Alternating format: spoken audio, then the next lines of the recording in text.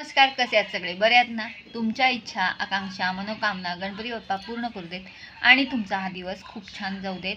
तर आज आपण राजमा याची आपण उसळ बघणार आहोत किंवा भाजी म्हणूया त्याला.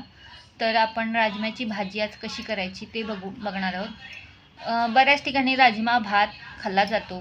तर आज आपण राजमा ह्या कसा बनवायचा हे आपण आता बघूया. आज आत्ता राजम्याची उसळ करतोय, राजम्याची भाजी पण म्हणू शकतो. तर मी तर राजमा हा शिजवून घेतलेला आहे, छानपैकी स्मॅश झालेला आहे बघा, बघू शकताय तुम्ही. तर खूप छान असं मी 8-9 शिट्ट्या मी ह्याला काढलेल्या आहेत आणि छान राजमा शिजलेला आहे. तर याची आपण भाजी करणार आहोत. तर इथं मी तेल तापत ठेवलेलं आहे. आता जेव्हा हे तेल तापेल तेव्हा आपण यामध्ये मोहरी टाकून घेऊया. तर मोहरी आपली तडतडत आहे, इथं तुम्ही बघू शकताय. आता यामध्ये आपण हळद टाकणार आहोत.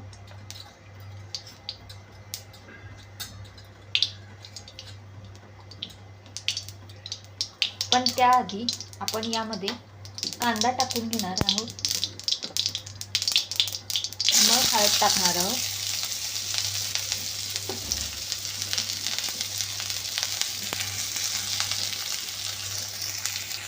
आता मी कांदा टाकून घेतलेला आहे.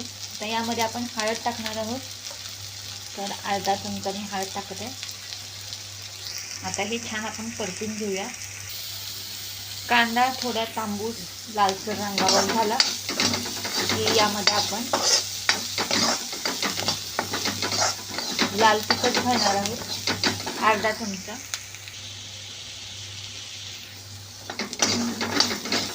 कांदा बघा तुम्ही तांबूस रंगावर तांबूस व्हायला लागलेला आहे.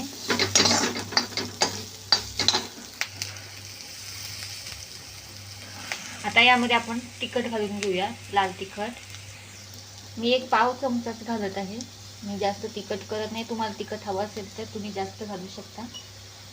आता हे छानपैकी आपण परतून घेऊया. आता यामध्ये आपण शिजवलेला राजमा घालून घेऊया. तर तुम्ही बघू शकता मी राजमा घालून घेतलेला आहे शिजवलेला.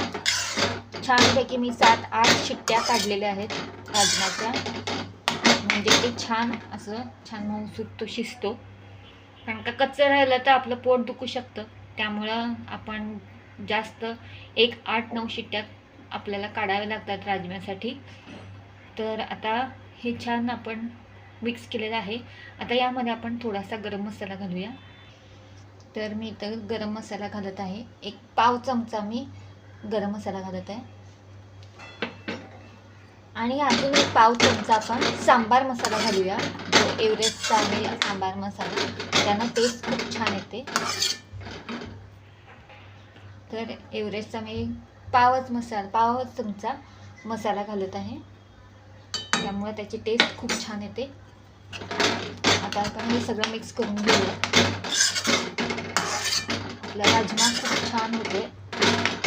याला कूट वगैरे काही घालायला लागत नाही, कारण का राजम्याचं जे राजमा हा थोडा आळतो नंतर शिजला की, त्यामुळे आपल्याला बघूनच आपल्याला पाणी घालावं लागतं.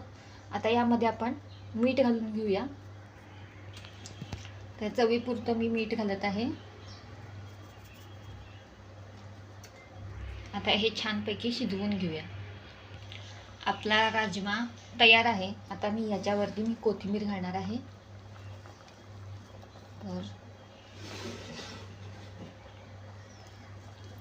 तर ही अशी छान आपली कोथिंबीर घालून आता आपण राजमा सर्व करूया.